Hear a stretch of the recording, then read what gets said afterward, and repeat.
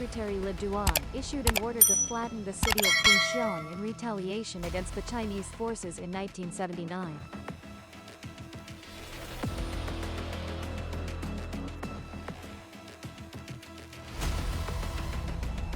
Dear friends, on the morning of February 17, 1979, just as we had emerged from the anti-American resistance war, gunfire suddenly erupted intensely along a narrow stretch of land in the northern. How did the Chinese authorities want us to feel the weight of 1 billion people? Faced with the resilience of the Vietnamese people, they had to withdraw their troops back to their country 3 weeks later. And perhaps you didn't know, General Secretary Le Duan was the first to assert that China would attack Vietnam. Meanwhile, many generals still believed this possibility was unlikely. It was precisely because of General Secretary Le Duan's absolute vigilance and caution that the Chinese government fabricated many stories to slander him. Even now, China still wants the Vietnamese people to dislike Le Duan, simply because he represents the will of those who wish to remain cautious of China. In fact, during the 1979 war, General Secretary Le Duan even intended to wipe out the city of Pingxiang in response to the atrocities committed by Vietnam's neighbor. So, was this decision ultimately carried out? And why was General Secretary Le Duan so wary of China? Let's explore these questions in today. China is Vietnam's neighbor. During the revolutionary struggle, the people of both countries were closely connected, united, but after the victory of the Vietnamese People's Anti-American National Salvation War in 1975, the relations between the two countries gradually deteriorated. In early 1979, when the People's Army of Vietnam advanced to overthrow the reactionary Pol Pot regime, hoping the Cambodian people escape genocide and initiating national revival, the Chinese government, along with some other countries, vigorously distorting the presence of Vietnamese volunteer troops on Cambodian territory. Their aim was to undermine the Vietnamese revolution, support reactionary forces, and attempt to impose their national interests on the Indo-Chinese peninsula. Meanwhile, the international context at that time was also very complex. As the Sino-Soviet conflict intensified, Sino-American relations continued to improve, and both viewed the Soviet Union as their number one enemy. After several small-scale military provocations, starting from February 17, 1979, the Chinese side mobilized 600,000 troops, over 500 tanks and armored vehicles, and thousands of arms, launching an invasion of Vietnamese territory along the entire northern border, from Phong Do and Lai Chau to Mong Khai and Quang Ninh. The main attack direction was Sao Ang Lang Sung. The important direction was Lao Kai Hoang Lin Sung. The coordinated direction was Phong Do and Lai Chau, and the diversionary direction was Quang Ninh Ha Thuyen. Upon hearing the news of the Chinese invasion in the north, within a short time, regular forces from the south reinforced and densely gathered in Bachiong.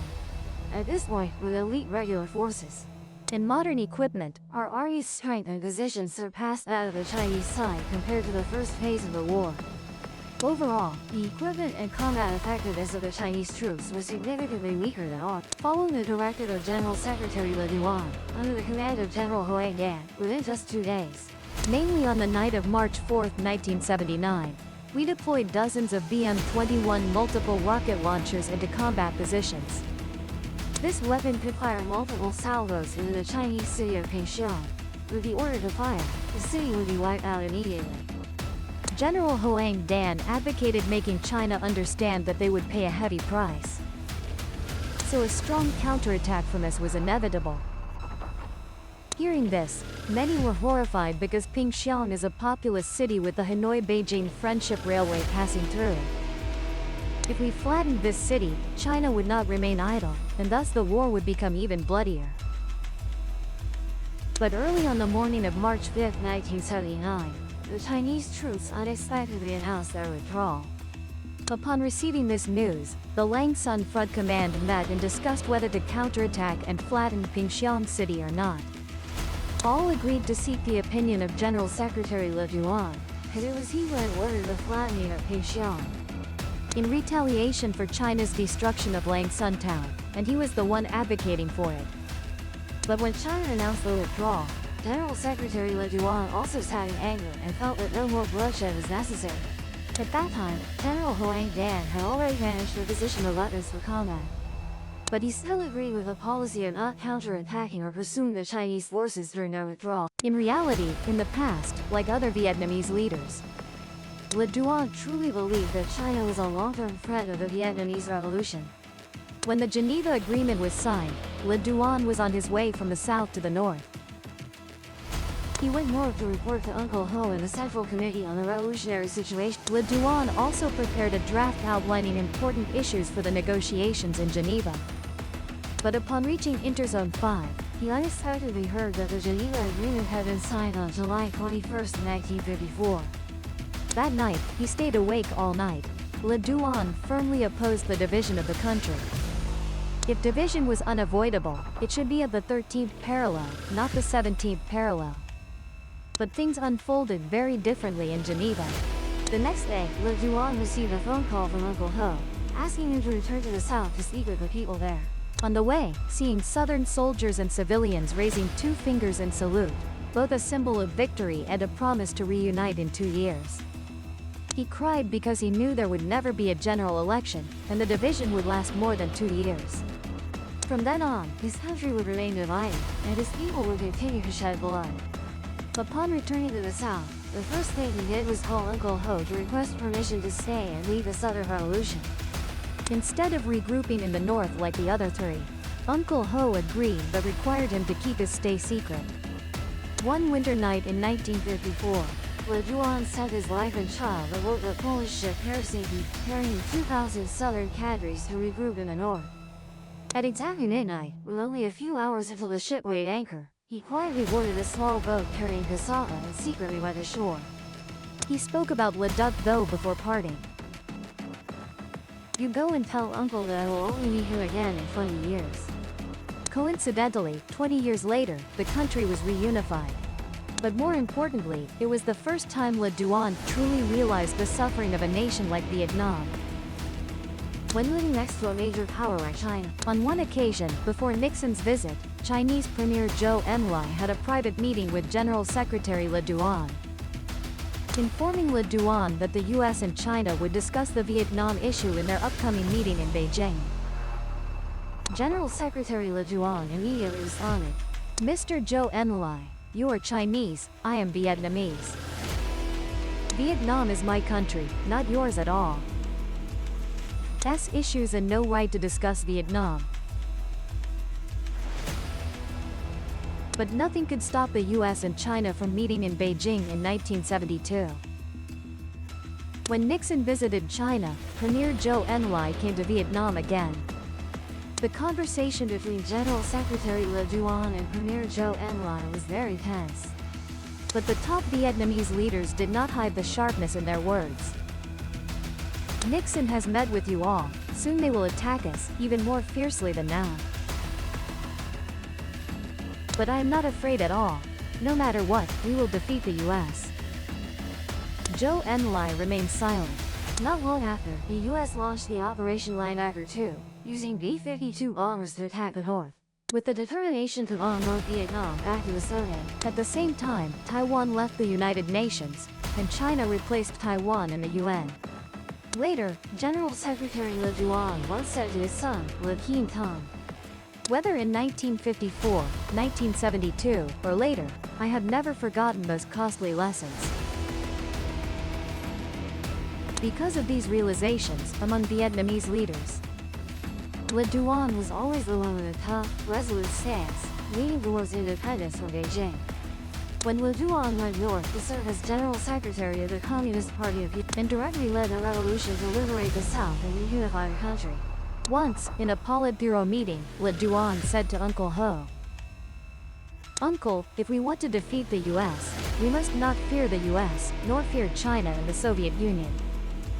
He always thought and acted this way throughout his years as General Secretary of the Communist Party of Vietnam. In 1963, Le Duan went to meet a Chinese leader, at a time when China was providing significant aid to Vietnam. They had a very special dialogue. He asked, "How many square kilometers of land does Laos have?" General Secretary Le Duan replied, "About 200,000 square kilometers." What is their population? About 3 million. He said, agreed, I will send people there, really. He asked again, how many square kilometers of land are there in Thailand? Comrade Le Duan replied, approximately 500,000 square kilometers. How many people do Chinese leaders have? About 40 million.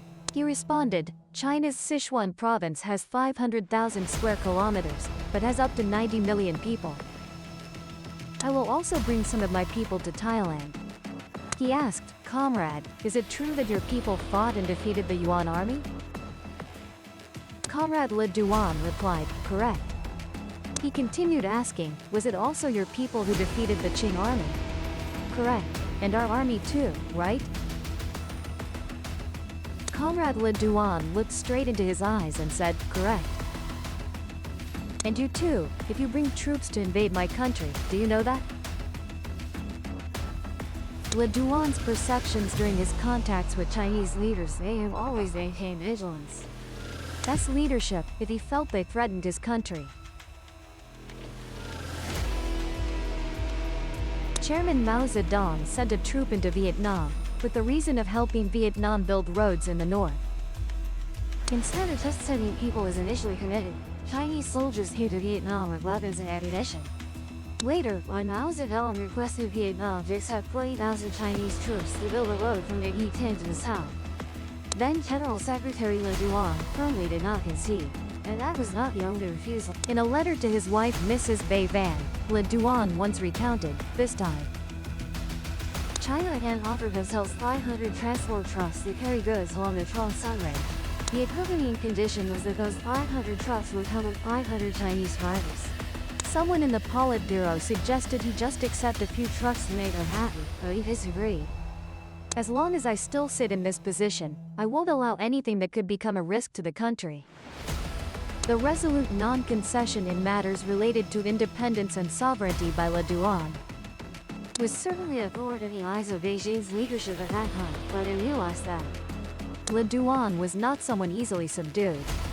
After 1979, when Vietnam and China had fallen into a state of war, in Beijing, loudspeakers throughout Beijing City often had broadcasts condemning Le Duan. Crush the Le Duan and Nguyen County thatch clique. Without any doubt, General Secretary Le Duan had become the Vietnamese leader that China was most dissatisfied with.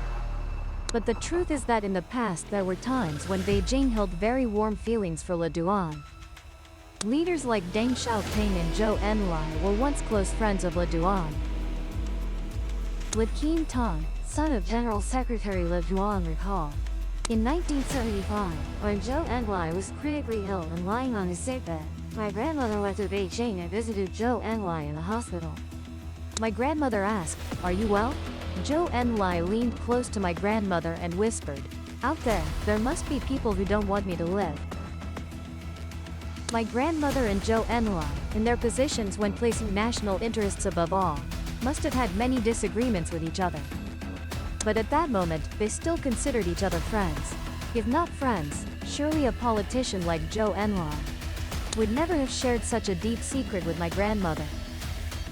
In November 1960, the 81 Communist Party's conference was held in Moscow during a time when China-Soviet relations were extremely bad. That was the conference where the Soviet Union wanted to gather forces to isolate China. My grandmother and Deng Xiaoping represented Vietnam and China attending that conference. The night before the conference took place, they met at the Chinese embassy and talked all night. At that time, many communist parties worldwide had supported the Soviet Union's isolation of China.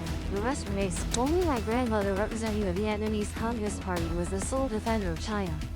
After the conference, the General Secretary of the French Communist Party called my grandmother out for a private meeting and reproached, "You comrades have opposed the proletarian internationalist theory and spirit." But my grandmother firmly responded, "Comrade, the greatest proletarian internationalist spirit now is defeating America. Please let us focus on fighting America. And to defeat America, I must unite with both the Soviet Union and China." The General Secretary of the French Communist Party embraced my grandmother after that. After attending the 81 Party Conference, Le Duan returned to Beijing and was welcomed by the Chinese as a hero. 1 million Chinese people welcomed him at Tiananmen Square. At the reception banquet, Mao Zedong took his own chopsticks, picked up food and fed Le Duan. A Chinese politician privately told Le Duan, "This is the first time Chairman Mao Zedong has fed someone else." Comrade Le Duan and Vietnam's support for China at the 81st Communist Party Congress was extremely important. Because at that time, Vietnam held a very significant position in the international. Vietnam's prestige was rising high after the victory at Dien Bien Phu against the French and was a socialist stronghold in a war against capitalist countries. These factors helped Deng Thieu Bin and Le Duan become friends. Even when Deng Thieu Bin fell from power and lost all authority, every time Le Duan visited China, he would go to see him. Their last meeting took place in 1977, which was also Le Duan's final visit to China. On my last trip to China, I led the Vietnamese delegation to meet with the Chinese delegation led by Deng Thieu Bin. We discussed territorial issues, including some islands. I said, our two countries are neighbors, with some border areas not clearly defined. Both sides needed to establish a body to examine this issue. Comrades, please agree with us. But later, he changed his mind due to pressure from within the Chinese Communist Party. Le Quin Ton stated that this was Le Duan's account in the archives of the Hanoi Standing Committee. 2 years later, in February 1979, China attacked Vietnam along the entire northern border. Deng Thieu Bin declared he would teach Vietnam a lesson, and their friendship broke from then on. Clearly, when seeing Yongan newspapers caricatures of Deng Thieu Bin, Le Duan remained calm. We might be at war with them, but there's no need to vilify any individual personally. Before the Sino-Vietnamese border war broke out and during the 1979 Lunar New Year, General Secretary Le Duan confided in his son-in-law, Professor Ho Nan Dai. China will attack us soon. Many people say Vietnam was surprised by that war. But that might be a surprise to others, not to General Secretary Le Duan. Vietnam-China relations had problems right from when Vietnam was still focused on a war with the United States in the South. But that relationship particularly worsened after the North and South were unified. After 1975, both the Soviet Union and China were concerned about Vietnam. If the Soviet Union feared China would lean entirely towards Vietnam, then China feared Vietnam would escape its influence. Becoming a new power in Southeast Asia, China began exploiting the Khmer Rouge to create difficulties for Vietnam, aiming to weaken that strength. General Secretary Le Duan's visits to China in 1975 and 1977 both failed to achieve joint declarations. And more than anyone, Le Duan had many premonitions about the upcoming events. Right after national unification, Vietnam still maintained over 1 million regular troops. A Soviet leader at that time asked General Secretary Le Duan, "Comrades, who do you intend to fight with that you keep such a large standing army? Later, you will understand." Clearly, that was not excessive caution. Because only 4 years later, Vietnam had to simultaneously face 2 wars at both ends of the country. China at the northern border and the Khmer Rouge at the southwestern border. On the morning of February 17, 1979, the border war broke out in the north. The news was immediately reported to Hanoi for the leaders, including General Secretary Le Duan. Le Quin Ton recounted, February 17, 1979, happened to be my wedding day. At that time, I was still in the military, working at an Air Force unit. But in the morning, the unit urgently called me back because the war had broken out. Room and asked,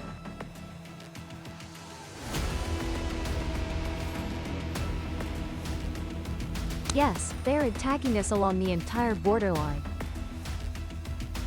Then perhaps I should postpone tonight." You Don.